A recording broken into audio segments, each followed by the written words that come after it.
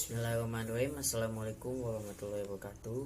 Perkenalkan, nama saya Muhammad Satria Diaksa Sujana dengan NIM 2011301037. Di sini saya guna melaksanakan tugas UTS Hukum Bisnis dengan membacakan materi perusahaan go public dan pasar modal. Perusahaan go public dan pasar modal.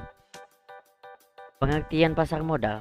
Pasar modal atau yang sering disebut dengan capital market merupakan tempat diperjualbelikannya berbagai instrumen keuangan seperti saham, reksadana, hingga obligasi.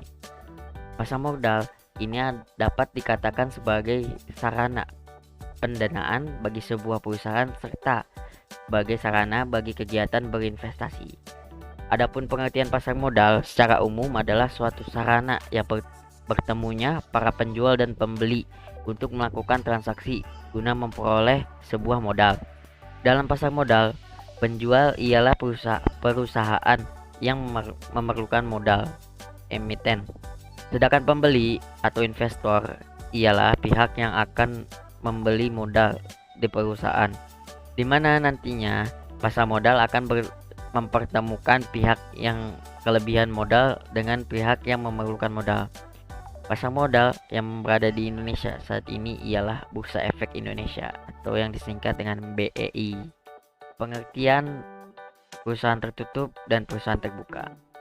Berdasarkan Undang-Undang Perseroan Terbatas Nomor 40 Tahun 2007 UU PT, perseroan terbatas PT, baik itu PT terbuka, PT TBK atau perusahaan publik maupun PT tertutup, memiliki pengertian yang sama, yaitu perseroan terbatas PT ialah badan hukum yang memerlukan perusahaan modal, didirikan berdasarkan perjanjian melakukan kegiatan usaha dengan modal dasar yang seluruhnya terbagi dalam saham dan memenuhi persyaratan yang ditetapkan dalam undang-undang ini serta peraturan pelaksanaannya.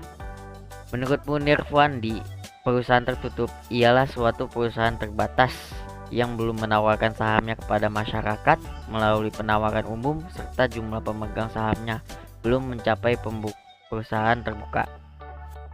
Sedangkan perusahaan terbuka ini merupakan perseroan yang melakukan penawaran umum. Menurut Munir Fuandi, perusahaan terbuka ialah perseroan terbatas yang telah melakukan penawaran umum atas sahamnya atau sudah memenuhi syarat dan telah memproses dirinya menjadi perusahaan publik, di mana perdagangan sahamnya akan dilakukan di bursa-bursa efek.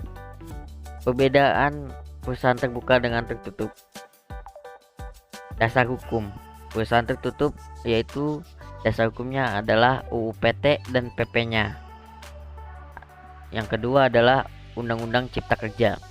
Sedangkan perusahaan terbuka yaitu 1. UU PT dan PP-nya, 2. Undang-Undang Cipta Kerja, 3. Undang-Undang Pasar Modal Nomor 8 Tahun 1995, 4. Peraturan Bapepam, 5. Peraturan Bursa Efek, 6. Peraturan Otoritas Jasa Keuangan atau OJK. Dan yang selanjutnya adalah perbedaan dalam jumlah pemegang saham. Perusahaan tertutup ialah minimal 2 pemegang saham, boleh dipegang oleh yang asing atau yang dalam negeri.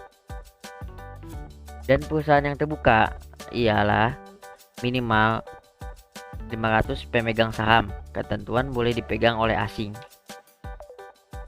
Yang selanjutnya adalah penawaran saham. Perusahaan tertutup tidak melakukan penawaran saham kepada masyarakat atau ke publik. Sedangkan perusahaan terbuka melakukan penawaran saham ke publik dan masyarakat secara bebas. Dan yang selanjutnya adalah pendaftaran saham di bursa. Perusahaan tertutup tidak berkewajiban melakukan pendaftaran saham. Perusahaan tertutup tidak berkewajiban melakukan pendaftaran saham di bursa efek. Sedangkan perusahaan terbuka berkewajiban untuk melakukan pendaftaran saham di Bursa Efek. Selanjutnya adalah perbedaan dalam jumlah atau besar modal. Perusahaan tertutup modal sekurang-kurangnya adalah 50 juta, sedangkan perusahaan terbuka modal sekurang-kurangnya adalah 5 miliar. Proses go public. Tahapan yang pertama adalah tahap persiapan. Pada tahap ini dilakukan rapat umum pemegang saham RUPS guna meminta persetujuan untuk melakukan penawaran saham umum. Yang kedua adalah pengajuan pernyataan pendaftaran. Tahapan ini calon emiten melengkapi dokumen-dokumen pendukung yang nantinya akan diserahkan kepada Bapepam, sehingga kemudian nantinya pernyataan pendaftaran tersebut dinyatakan efektif. Yang ketiga adalah penawaran saham. Tahap ini yakni tahapan utama karena pada waktu ini emiten tersebut menawarkan saham terhadap masyarakat atau penawaran saham di pasar perdana atau yang disebut dengan IPO. Pencatatan saham. Pada tahap ini saham tersebut akan dicatat oleh Bursa Efek Indonesia atau BEI. Para pelaku pasar modal yaitu yang pertama emiten, yang kedua penjamin emisi efek, yang ketiga investor atau pemodal, yang keempat lembaga penunjang pasar modal, yang kelima profesi penunjang pasar modal. Selanjutnya adalah penegak hukum di pasar modal. Dalam hal penegakan hukum ini Bapepam berwenang untuk 1. Berwenang menerima laporan, pengaduan serta pemberitahuan terkait adanya tindak pidana di pasar modal. 2. Melakukan penggeledahan. 3. Melakukan pemanggilan terhadap pihak yang diduga melakukan atau mengetahui pelanggaran tersebut. 4. Memeriksa catatan, pembukuan, dan dokumen-dokumen pendukung lainnya. 5. Melakukan penyitaan terkait barang-barang bukti. 6. Bapepam berwenang untuk mengenakan sanksi administratif ataupun pidana jika hasil pemeriksaan tersebut membuktikan adanya pelanggaran atas UU-PM. Mungkin cukup sekian pembacaan materi dari saya guna melaksanakan tugas UTS Hukum Bisnis. Wabillahi taufiq walhidayah. Wassalamualaikum warahmatullahi wabarakatuh.